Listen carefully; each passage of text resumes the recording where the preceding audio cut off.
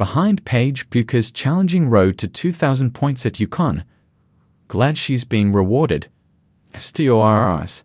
Paige Bueckers' milestone shot on Sunday afternoon, a pull-up jumper from the lane for points no. 2,000 and 2,000, and one of her Uconn women's basketball career came early in the second quarter of the Huskies' 60-point victory over Seton Hall. It led to an ovation from the crowd at Gampel Pavilion, a nice moment of appreciation. Bueckers had reached 2K faster than any player in program history, an ironic distinction in that it came as part of a such protracted, trying journey that continues in her fifth college year. "I think the points, they signify something," Coach Geno Auriemma said. "They mean a lot. To be able to put that many points on the board in that short period of time is one tremendous accomplishment. To be able to do it in spite of the ups and downs and missing an entire season and a third of another. To stay mentally locked in, to stay positive and still be committed to putting the work in. There's a lot that goes into being able to be out there and making the shots that she makes, given what she's been through." 5 years ago, Bueckers was the nation's top recruit, one of the most celebrated recruits in high school basketball history, really, and leading her suburban Minneapolis Hopkins High team on a state championship run that was ultimately derailed by the pandemic.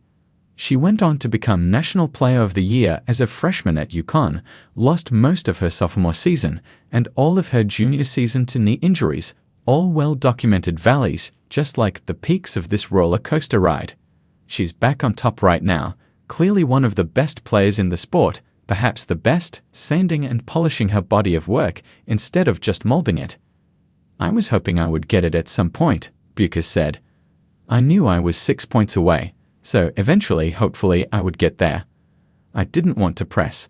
I didn't want to force the issue.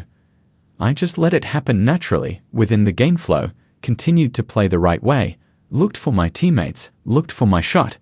Play Uconn basketball, and what's supposed to happen will happen." Bueckers reached 2,000 in 102 games, better than the 108 it took Maya Moore, who reached the mark as a junior in her third year in the program in March 2007.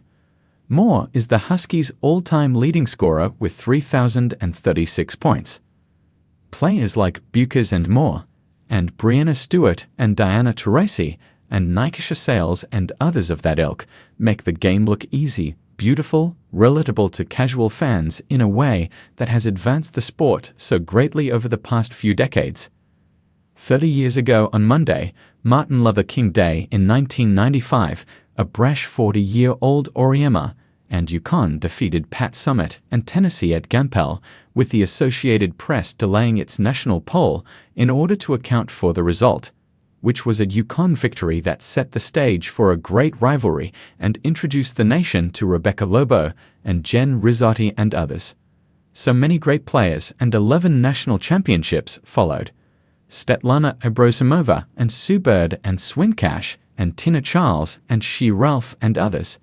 Uconn women's basketball became, and today remains, the best show in the sport. The Huskies are a traveling circus, Auriemma likes to say, with road games becoming a local market's chance to get a peek.